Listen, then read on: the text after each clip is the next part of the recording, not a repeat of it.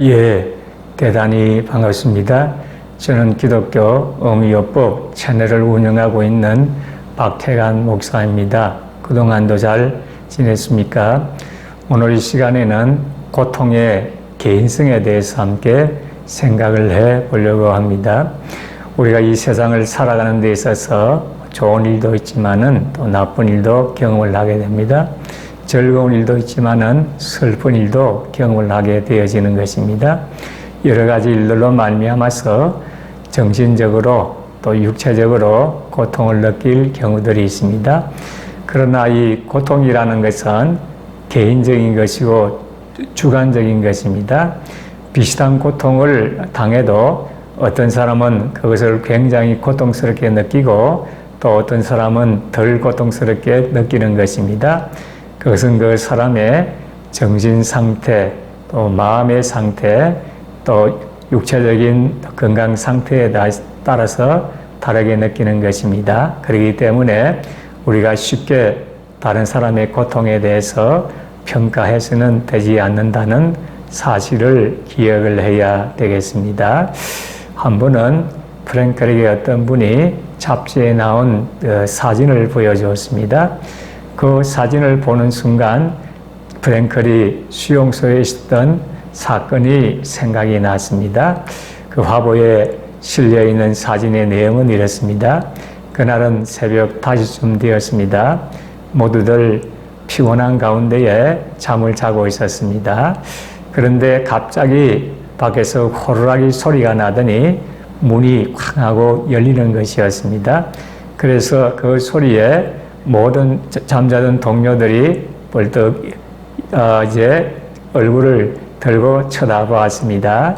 그런데 그것은 독일군이었습니다.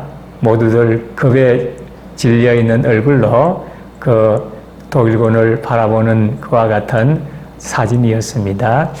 그때의 그 화보에 실려 있는 사진을 보면서 그 사람이 이렇게 얘기했습니다. 아이고, 모두들 겁에 질려 있는 모습이군요. 많이 힘들었지요. 이렇게 얘기를 하는 것이었습니다. 그러나 사실은 그보다도 더 훨씬 죽음에 대한 위협과 공포에 휩싸였던 자신의 모습을 떠올리게 되었습니다. 그 사람이 생각하는 것보다 더 겁에 질렸던 사실을 기억을 하게 되었던 것입니다. 우리도 마찬가지인 것입니다. 우리가 다른 사람의 당하는 고통과 또 내가 당하는 고통은 다른 것입니다. 예를 들어서 병원에 누워있는 환자를 바라볼 때에 우리는 보통 아이고 힘드시지요 그와 같은 인사를 하게 되어지는 것입니다. 그러나 내가 병원에 누워있는 환자를 보면서 느끼는 것하고 내가 직접 병으로 그 병원에 들어가서 수술을 받든지 치료를 받는 것과는 차원이 다른 것입니다. 우리가 다른 사람이 당하는 고통은 그냥 쉽게 생각을 하고 쉽게 평가하고 쉽게 말을 하기도 합니다. 그러나 실제로 내가 그런 고통을 당해보면 그것보다도 훨씬 더 심각하고 심하고 고통스럽다는 것을 기억을 해야 되어지겠습니다. 그러므로 우리가 다른 사람의 고통에 대해서 너무 쉽게 평가하고 판단하고 분석하고 얘기하는 것은 조심을 해야 되어지는 것입니다. 동병상련이라는 말이 있습니다. 같은 병을 알아보아야 또 같은 마음으로 불쌍히 여긴다는 뜻을 가지고 있습니다. 그러므로 우리가 이 세상에서 경험하는 모든 경험들은 다 의미가 있고 가치가 있는 것입니다. 좋은 경험, 또 나쁜 경험, 즐거운 경험, 슬픈 경험, 이 모든 경험들이 다 유익한 것이고 의미가 있는 것입니다. 내가 고통당하는 만큼 다른 사람의 고통을 이해하고 치유하고 공감할 수 있는 능력이 생기게 되어지는 것입니다. 우디드 힐러라는 유명한 책이 있죠.